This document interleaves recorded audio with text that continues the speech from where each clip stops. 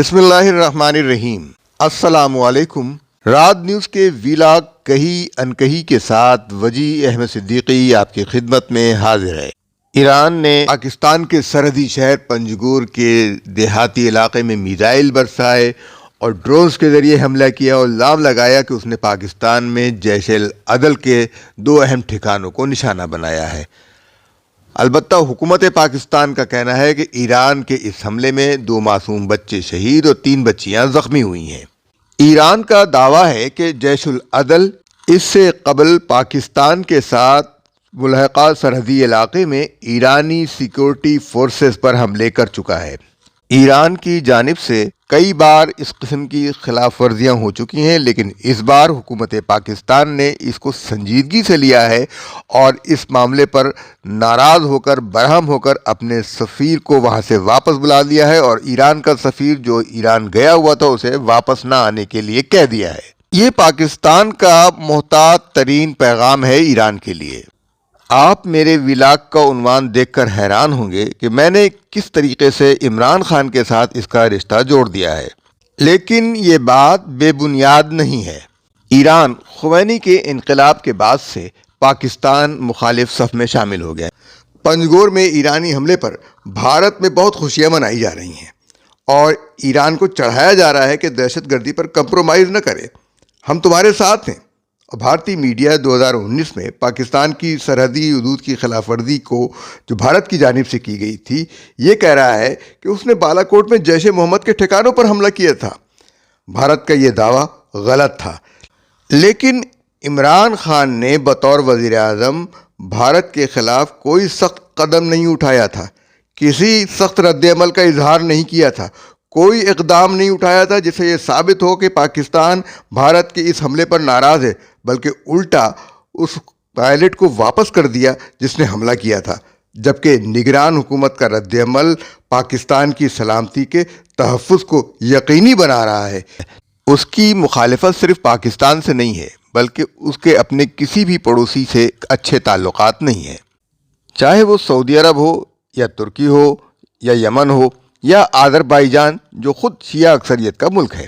افغانستان کے ساتھ بھی اس کے اچھے تعلقات نہیں ہیں۔ اس کے علاوہ وہ مشرق وسطیٰ میں مداخلت جاری رکھے ہوئے ہے، اس کی عراق میں مداخلت ہے، اس کی لبنان میں مداخلت ہے، اس کی شام میں مداخلت ہے، اس کی یمن میں مداخلت ہے، اور اب وہ پاکستان میں بھی مداخلت کر رہا ہے۔ پاکستان پر الزام لگا کر وہ پاکستان پر حملہ کرتا ہے اور بچے شہید ہوئے ہیں۔ اس کے باوجود اس کا یہ دعویٰ کرنا کہ پاکستان نے ایرانی دہشت گرد گروپ کو پناہ دی ہوئی ہے، اور ایران کو یہ حوصلہ اس لیے ہوا کہ 22 اپریل 2019 کو اس وقت کے پاکستانی وزیر اعظم عمران خان نے یہ اعتراف کر لیا کہ ایران میں ہونے والی دہشت گردی میں پاکستان میں موجود گروپ ملوث ہیں۔ جب تک عمران خان حکمران رہے وہ ایران کے سہولت کار بنے رہے۔ عمران خان کے دورہ ایران میں اس وقت کے ISI chief general Asim Munir موجود تھے، لیکن عمران خان نے ایرانی حکومت سے یہ شکایت کرنے کے بجائے کہ تمہارے ملک میں کلبھوشن یادو حسین مبارک پٹیل کے نام سے بیٹھ کر پاکستان میں دہشت گردی کی کارروائیوں کی نگرانی کر رہا تھا اور منصوبہ بندی کر رہا تھا، اسے ہم نے 3 مارچ 2016 کو گرفتار کیا اور وہ ایران سے آیا تھا۔ وہ بھارت کا حاضر سروس فوجی اور جاسوس تھا، لیکن عمران خان نے یہ شکایت اس لیے نہیں کی کہ یہ تو کسی اور حکومت میں ہوا تھا، یہ گرفتاری کسی اور حکومت نے کی تھی، اس بات کو نظر انداز کر دیا۔ اور بجائے اس کے کہ وہ اپنے ISI چیف سے مشورہ کر کے بات کرتے، انہوں نے تو وہاں ISI چیف کو اپنا ذاتی ملازم سمجھ لیا تھا۔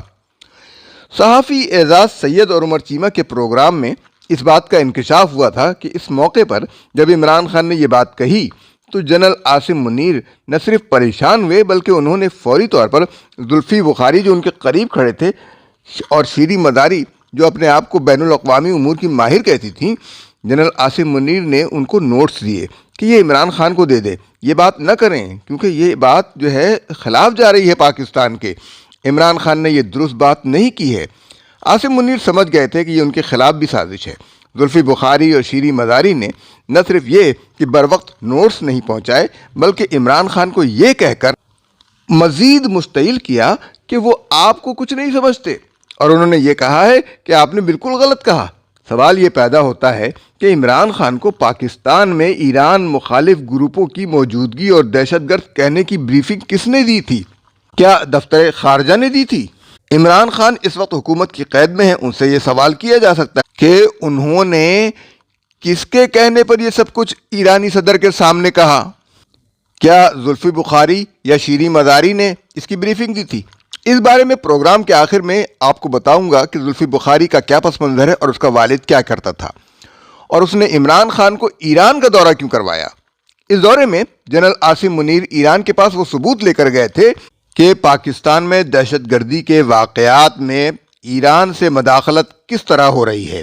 پاکستان ایران کو خبردار کرتا رہا ہے کہ بلوچ علیحدگی پسندوں کی سرپرستی کرنا وہ بند کرے، بلکہ جنرل عاصم منیر 2023 میں ایران کے 2 روزہ دورے پر گئے تھے اور ایرانی مسلح افواج کے سربراہ میجر جنرل محمد باقری سے ملاقات کی تھی اور انہی موضوعات پر بات کی تھی۔ دہشت گردی کے خاتمے کے لیے انٹیلیجنس شیئرنگ کی بات ہوئی تھی۔ اگر کوئی ایسا گروپ تھا جسے ایران جیش العدل کہتا ہے اور خود ہی اسے جیش الظلم بھی کہتا ہے، ان کی آڑ لے کر پاکستان کے پسماندہ ترین علاقے پر حملہ کرتا ہے، تو یہ کہاں کی بہادری ہے؟ چوری اور اس پر سینہ زوری۔ ایران نے میزائل برسائے، ڈرون سے حملہ کیا، بجائے اس کے کہ کوئی دہشت گرد مارا جاتا 2 معصوم بچے شہید ہوئے اور 3 بچیاں زخمی ہوئیں۔ یہ ایران کی عادت ہے کہ وہ اپنے پڑوسی ممالک میں اس طرح کی مداخلت کرتا ہے۔ ایرانی پاسداران انقلاب اس قسم کے حملے عراق اور شام میں بھی کر چکے ہیں۔ اب حال ہی کی بات سن لیجئے، یہ ایران ہی تھا جس نے حماس کو اس قدر جوش دلایا کہ اس نے اسرائیل پر مسلسل راکٹ برسائے۔ حماس نے اسرائیل کا غرور تو توڑ دیا، لیکن جنگی اور جہادی حکمت عملی یہ ہوتی ہے کہ دشمن کا رد عمل کیا ہوگا اس کا بھی سد باب پہلے سے کر لیا جائے، اس کا بھی توڑ پہلے سے کر لیا جائے۔ اگر ایک طرف سے حماس حملہ کر رہا تھا تو دوسری طرف سے ایران کو حملہ کر دینا چاہیے تھا، لیکن اسرائیل نے جس طرح ہزاروں فلسطینیوں کو شہید کیا اور غزہ کو کھنڈر بنا دیا اور غزہ پر اسرائیل کے قبضے کی راہ ہموار کر دی، یہ صرف ایران ہی کی حکمت عملی کا نتیجہ ہے۔ ایران نے پاکستان پر تو بے دھڑک میزائل برسا دیا، لیکن حماس کی حمایت میں ایران کی طرف سے ایک میزائل کا رخ بھی اسرائیل کی طرف نہیں ہوا، اور ایران عملاً حماس کی حمایت سے پیچھے ہٹ گیا۔ اس نے حماس کو یہ تو کہہ دیا کہ چڑھ جا بیٹا سولی پر، رام بھلی کرے گا۔ ایران کا یہ کردار نہایت ہی افسوسناک ہے۔ ایران نے پاکستان کے اندرونی معاملات میں مداخلت کی ہمیشہ کوشش کی ہے۔ یہی وجہ ہے کہ پاکستانی انٹیلیجنس ایجنسیاں اس پر ہمیشہ نظر رکھتی ہیں۔ ایرانی حملے سے قبل جو بلوچستان میں دہشت گردی کے واقعات ہو رہے تھے وہ محض اتفاق نہیں ہیں۔ آئیے ان پر نظر ڈالتے ہیں۔ ایران کے حملے کا واقعہ 16 جنوری کو پیش آیا۔ 17 جنوری کو کوئٹہ میں ایک بم دھماکے میں 9 افراد شہید ہوئے، ان میں 3 بچے اور ایک ٹریفک اہلکار بھی شامل ہے۔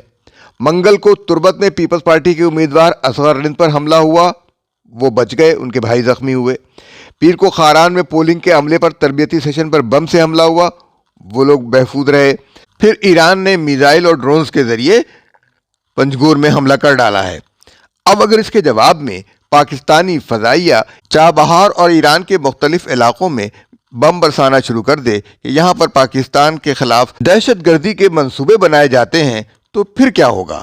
کیونکہ پاکستانی انٹیلیجنس ایجنسیوں کے پاس یہ ثبوت موجود ہیں کہ کہاں کہاں ایران میں پاکستان کے خلاف دہشت گردی کے اڈے موجود ہیں۔ پاکستانی حکومت کو یہ بھی معلوم ہے کہ افغانستان میں ٹی ٹی پی کے اہم اڈے کون سے ہیں، لیکن پاکستان نے کسی بھی ملک کی سرحدی خلاف ورزی نہیں کی ہے۔ ایران کو اپنی توسیع پسندی کو روکنا ہوگا اور بھارت کے ہاتھوں کھیلنے سے باز رہنا ہوگا۔ ایران کے اسی رویے نے پاکستان کو ایران سے تیل اور گیس کی تجارت سے روکا ہوا ہے۔ اب پاکستان کے پاس ایسا موقع ہے کہ وہ دنیا کو جواب دے کہ پاکستان میں دہشت گردی کے ٹھکانے نہیں ہیں، بلکہ پاکستان خود دہشت گردی کا شکار ہے، بلکہ بھارت، ایران اور افغانستان سے دہشت گردی کے سوتے پھوٹتے ہیں۔ اس وقت اس واقعے پر پاکستان نے جس رد عمل کا اظہار کیا ہے وہ کم سے کم سفارتی تعلقات کو معطل کرنا ہے اور پاکستانی سفیر کو تہران سے واپس بلا لینا ہے، اور ایرانی سفیر جو تہران گئے ہوئے تھے انہیں واپس نہ آنے کے لیے کہہ دیا گیا ہے۔ پاکستان کے خلاف یہ عالمی سازش ہے کہ ایران، بھارت، امریکہ اور اسرائیل اس قسم کی حرکتوں سے اس پروپیگنڈے کو سچ ثابت کرنے کی کوشش کر رہے ہیں کہ پاکستان گویا کہ دہشت گردوں کی آماج گاہ ہے۔ پنجگور میں ایرانی حملے پر بھارت میں بہت خوشیاں منائی جا رہی ہیں اور ایران کو چڑھایا جا رہا ہے کہ دہشت گردی پر کمپرومائز نہ کرے، ہم تمہارے ساتھ ہیں۔ اور بھارتی میڈیا 2019 میں پاکستان کی سرحدی حدود کی خلاف ورزی کو جو بھارت کی جانب سے کی گئی تھی، یہ کہہ رہا ہے کہ اس نے بالا کوٹ میں جیش محمد کے ٹھکانوں پر حملہ کیا تھا۔ بھارت کا یہ دعویٰ غلط تھا، لیکن عمران خان نے بطور وزیر اعظم بھارت کے خلاف کوئی سخت قدم نہیں اٹھایا تھا، کسی سخت رد عمل کا اظہار نہیں کیا تھا، کوئی اقدام نہیں اٹھایا تھا جس سے یہ ثابت ہو کہ پاکستان بھارت کے اس حملے پر ناراض ہے، بلکہ الٹا اس پائلٹ کو واپس کر دیا جس نے حملہ کیا تھا، جبکہ نگران حکومت کا رد عمل پاکستان کی سلامتی کے تحفظ کو یقینی بنا رہا ہے۔ دوسری جانب پاکستان میں پی ٹی آئی بغلے بجا رہی ہے اور فوج کے خلاف پروپیگنڈے میں مصروف ہے اور یہ ثابت کرنے کی کوشش کر رہی ہے کہ اگر عمران خان ہوتے تو یوں نہ ہوتا اور وہ نہ ہوتا۔ پی ٹی آئی کے ٹاؤٹ پاک فوج پر تنقید سے باز نہیں آ رہے ہیں، چاہے وہ عادل راجہ ہو یا اولیاء مقبول جان یا جال ساز شہباز گل۔ کہتا ہے کہ پاکستانی حدود کی خلاف ورزی نہیں ہوئی، وہ دفتر خارجہ کو مورد الزام ٹھہراتا ہے، اسے جاہل کہتا ہے۔ سرحدی حدود کی خلاف ورزی اور کیا ہوتی ہے کہ اس علاقے میں میزائل برسائے جائیں، بم برسائے جائیں، ڈرونز داخل ہو جائیں تو پاکستان اس پر رد عمل کا اظہار بھی نہ کرے۔ یہ عمران خان کا دور نہیں ہے کہ بھارتی جہاز حملہ کر کے چلا جائے، پاک فضائیہ اس کو ناکام بنائے اور جہاز گرائے، پائلٹ پکڑا جائے تو پاکستانی وزیر اعظم مودی کی دھمکی سے ڈر کر اسے چائے پلا کر واپس کر دے اور پاکستانیوں کے قاتل کلبھوشن کی ملاقات اس کے اہل خانہ سے کروائے، کرتارپور عملاً بھارت کے حوالے کر دے۔ عمران خان ٹرمپ سے مل کر آئے تو بھارتی وزیر اعظم فوراً ہی کشمیر کو بھارت کا حصہ بنا لے اور اپنے آئین سے خصوصی آرٹیکل نکال پھینکے۔ یہ معاملات سنجیدہ ہیں، عمران خان پر ان معاملات پر بھی مقدمات قائم ہونے چاہیے کہ اس نے ایران میں یہ بیان کیوں دیا تھا، کس کے کہنے پر دیا تھا کہ پاکستان میں ایران کے خلاف سازش کے اڈے قائم ہیں، دہشت گردی کے اڈے قائم ہیں۔ یہ زلفی بخاری تھا۔ اس کے والد کے حوالے سے آئی ایس آئی کے سابق chief of staff director general I S I brigadier Syed Irshad Tirmizi نے اپنی کتاب پروفائل آف انٹیلیجنس میں لکھا ہے کہ ملکی قوانین کی خلاف ورزی کرنے کے جرم میں ریکروٹنگ ایجنٹوں کو گرفتار کیا گیا تو ان کو چھڑانے کے لیے زلفی بخاری کے باپ نے بریگیڈیئر ترمیزی کو رشوت کی پیشکش کی تھی۔ بریگیڈیئر ترمیزی نے انکار کیا تو اس نے جنرل اختر عبد الرحمان تک رسائی حاصل کر لی، لیکن بریگیڈیئر ترمیزی کے مشورے پر جنرل اختر عبد الرحمان نے اس سے ملاقات کرنے سے انکار کر دیا تھا۔ یہ ایک طویل داستان ہے جو بریگیڈیئر ترمیزی کی کتاب جو ہے حساس ادارے کے صفحہ نمبر 194 پر موجود ہے۔ زلفی بخاری کا باپ المرتضیٰ ایسوسی ایٹس کے نام سے لوگوں کو ریکروٹ کرتا تھا اور وہ لوگ ریکروٹ ہو کر لیبیا جاتے تھے اور لیبیا میں ان لوگوں کو گرفتار کر لیا گیا تھا اور ان کے پاس ٹریپولی میں الگیلان، الکفر، الشوارف کے کیمپوں میں قیدیوں کی طرح رکھا گیا۔ اس نے سارے ریکروٹ سابق فوجی کیے تھے، فوجی سمجھے کہ شاید باہر غیر ملک میں وہ کمانے کے لیے جا رہے ہیں، لیکن ان لوگوں کو مجبور کیا جا رہا تھا کہ وہ ضروری فوجی تربیت حاصل کرنے کے بعد چاڈ اور مصر کے خلاف لڑائی میں حصہ لیں۔ ان میں سے ایک قیدی کسی طرح کیمپ سے فرار ہو کر پاکستان پہنچنے میں کامیاب ہو گیا۔ اس نے پاکستان میں اپنے اور دوسرے دوستوں کے رشتہ داروں سے مل کر حکومت پاکستان سے رجوع کیا، جلوس نکالے، اخبارات میں خبریں چھپوائیں، گھیراؤ کیے، تب جا کر کہیں سرکار نے ان کی مدد کا فیصلہ کیا۔ آپ آسانی سے سمجھ سکتے ہیں کہ زلفی بخاری پاکستان میں بیٹھ کر کیا کر رہا تھا۔ وہ ایران کے لیے افرادی قوت مہیا کر رہا تھا تاکہ اس کے حصے کی جنگ دوسرے علاقوں میں لوگ لڑ سکیں۔